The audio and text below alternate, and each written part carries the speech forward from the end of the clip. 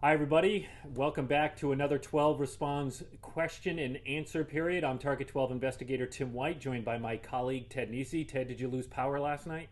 Briefly, but it came back, and I began to contemplate life stuck at home in the dark, and became very grim for a few minutes. But I'm glad the power came back.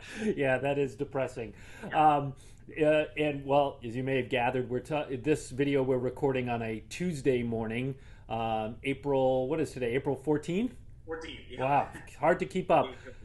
And a special note to those of you who are watching this video not on WPRI.com. We get a lot of emails from people who are watching this on YouTube or other platforms, and you'll hear Ted and I talk about, we'll put a link below this video.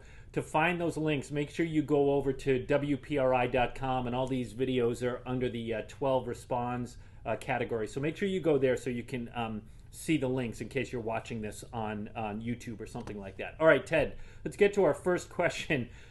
And you and I were inundated with these emails starting late last night, and then when I logged into 12 Responds, boy, this was by far the number one question. I could choose from any, but we'll go to Gwen. She writes, I was pleased to finally see that $600 bump to my unemployment insurance payment today. Although confused, I have read that this was to be retroactive to the week ending April 4th. Where is the retro payment? And Ted, we've been hearing from a lot of people they're not seeing the money. We reached out to DLT for an answer on this one. Yeah. So basically, you got to two things. First, you got to think of your unemployment benefits like a paycheck. You're getting paid for last week's, in this case, not working when you get your payment for this week. So people seeing that $600 in their bank accounts right now, that's for last week, the week that ended the 10th or so, I would say. But we did get from DLT, and I think, Tim, we have the statement here. I'll read it. They explained what had happened. They said, as of April 10th, our system was programmed to automatically pay the $600 increase when a claimant certifies their claim via teleserve. Teleserve is, of course, a system people use online and on the phone. For those claimants who certified before April 10th, their first $600 payment for the week ending April 4th, 2020 is being processed manually this week. And Tim, you got some clarity on what processed manually means for people. Yeah, that basically means that for those people waiting for the retro checks, the folks at DLT have to go through one at a time for the people in unemployment so they can send that retroactive payment to those accounts. And they also tell us that you will get that extra chunk of money the same way you receive your benefits. So a lot of people get a direct deposit. You'll get a direct deposit. Other people opt for like a debit card type system. And if that's how you get your weekly benefits, the retroactive money will appear on the debit card system. So bottom line, Ted, what they're telling us is, yes, it is still retroactive. If you haven't seen that money yet, you will get it in the coming weeks. And just to be clear, our understanding is it's retroactive if you were collecting earlier. You don't get, if you unfortunately are laid off this week, you're not going to get from weeks $600 from the weeks you weren't unemployed. You'll get it just starting with the week that you're first laid off and collecting. And I think that's where the manually part of this comes in, Ted, because let's say, Joe gets unemployment starting March 29th, and Sally gets unemployment starting April 3rd. Their retro check, if I'm understanding DLT correctly, their retro checks are going to look slightly different because of when they applied.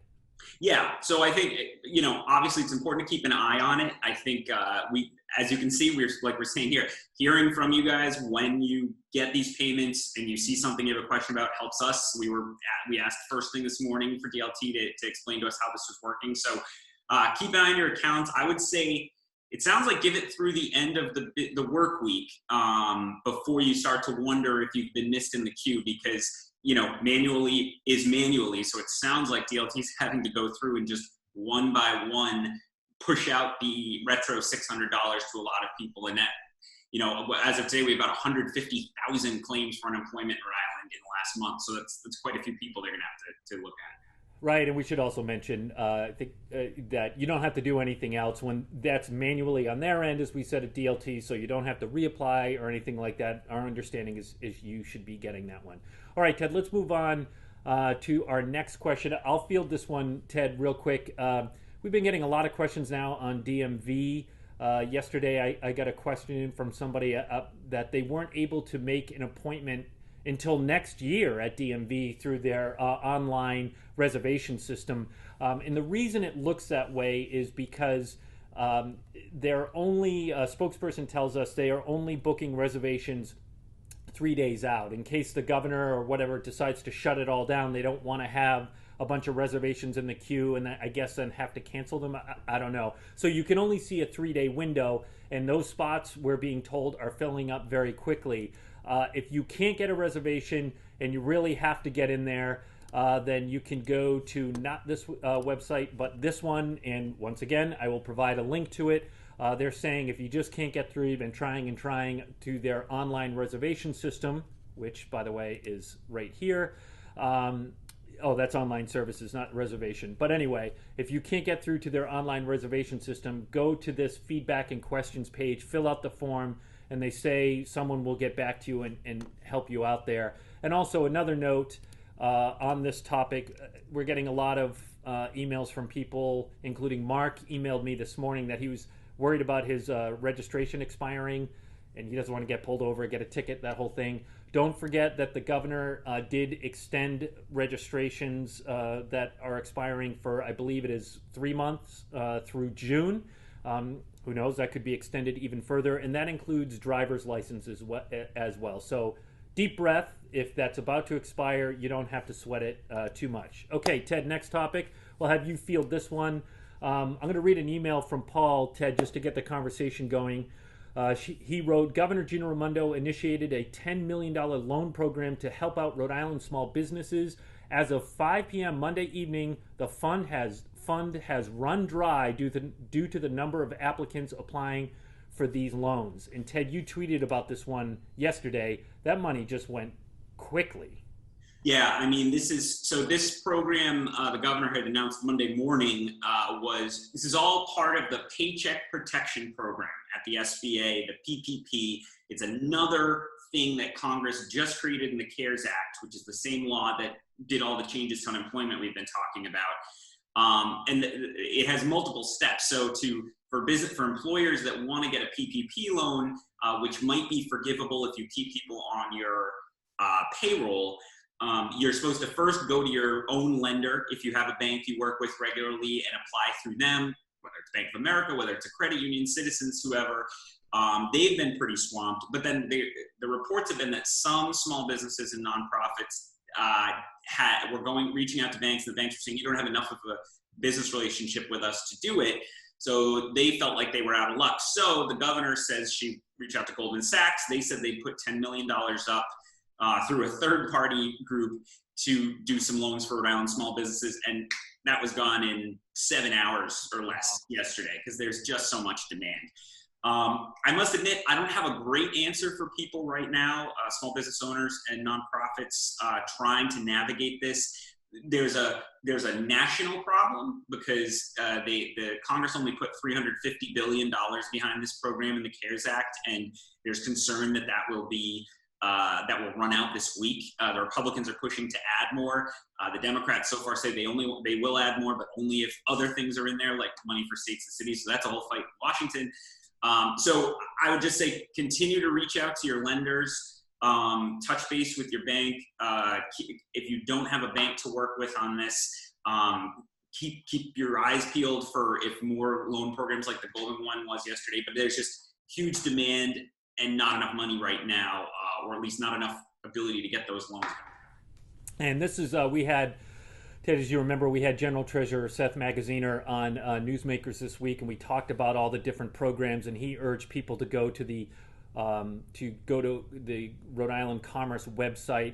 CommerceRI.com is what you're looking at right now. And here's that program in the upper left-hand screen on Goldman Sachs, and that's the one you're saying ran out of money. But there are obviously a lot of different options depending on your circumstances. So if you haven't gone to this website yet, it's probably a good idea to check this out. And one other thought I actually just had as we talked, these loan programs are popping up all over to the point we can't even keep track of them all. Another thing is if you're in a certain city or town, check with if they've started something. I know Tuckett has an emergency loan program. I believe East Providence does. The city of Providence does. So also check on your city hall website if you have some kind of economic development type office. That could be another option. But it's definitely, it's a pain point, and I think just about everyone acknowledges that. Our next question, and we're getting this one more frequently now, and when you think about it, it makes sense. It's questions about sick days, and a lot of people,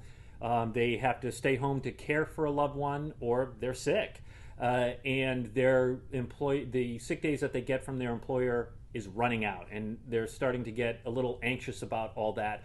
And there are a couple of solutions here, Ted. One is the federal government passed a bill. I think it was the second bill that Congress passed, where it offers 10 sick days under the new FFCRA law.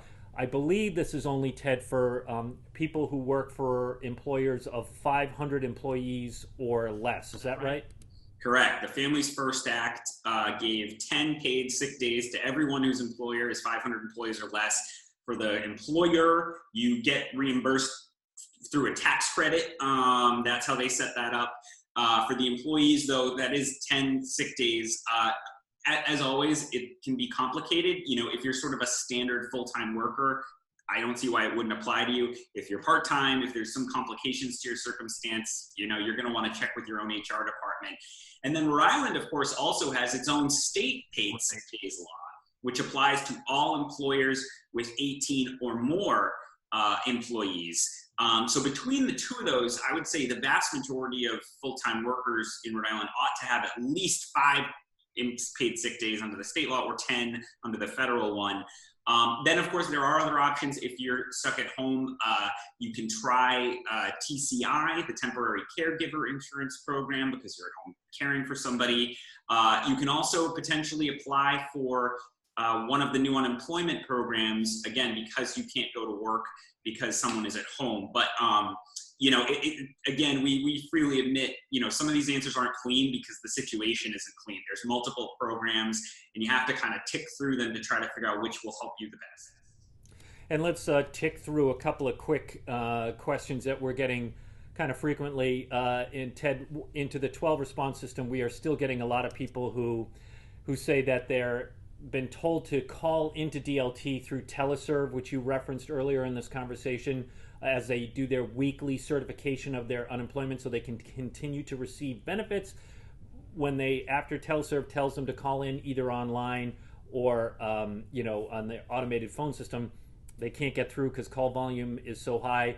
Again, we're being told by DLT, until they increase capacity, you are going to continue to receive your benefits, but do keep trying to call in, because hopefully eventually they'll get to you. And also, Ted, a lot of questions from our Massachusetts readers and viewers about PUA, how they apply for the program, for the PUA, the federal program in Massachusetts. Any word on that one yet?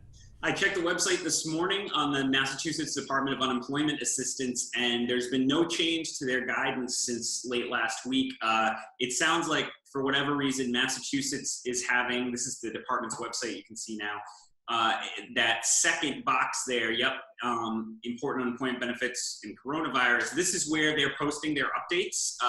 You can see it hasn't been updated since April 8th, so that was 6 days ago. If you scroll down a bit, they have a whole explanation about how they're going to roll out the PUA. So here it is, the unemployment for self-employed and others who can't use the usual UI. But as you see, it's unavailable right now. They're working to get it done. They've said they'll try to get it done this month so you can apply. I think it's just something about the technology they use in Massachusetts hasn't been able to come online as quickly as it did in Rhode Island. But that's the website to keep checking. That's where they'll tell you, and certainly the Governor Baker will announce it in his daily briefing as well. All right, and again, I want to encourage everybody to continue to send us your questions into the 12 response page. This is what it looks like. You can fill out the form here, and down below we have some pretty commonly asked questions, and Ted and I have done a whole host of videos on that. There's a whole 12 response section where you can watch some of those videos again on WPRI.com. So keep those questions coming. Ted, any final thoughts on your end? No, just you know, we feel for everybody. We know if you're watching this, you very well might be someone who's out of work and maybe nervous, maybe scared. So don't forget to you know, there's other resources out there. There's the community food bank if you're in you know, if you need food immediately. There's all sorts of new rules around things like evictions and stuff to try to give people a little wiggle room. Mental health resources, we have that posted to our website too. So just, you know, we hope these videos help you feel less alone and know that there are people out there trying to gather information to help you. And it's really important. You know, we say we're here for you, but we really are, and your friends and neighbors are too. So just hang in there, everybody, because we know it's tough out there right now. And again, I want to thank everybody for watching this video here on WPRI.com. We'll see you for the next edition of 12 Response.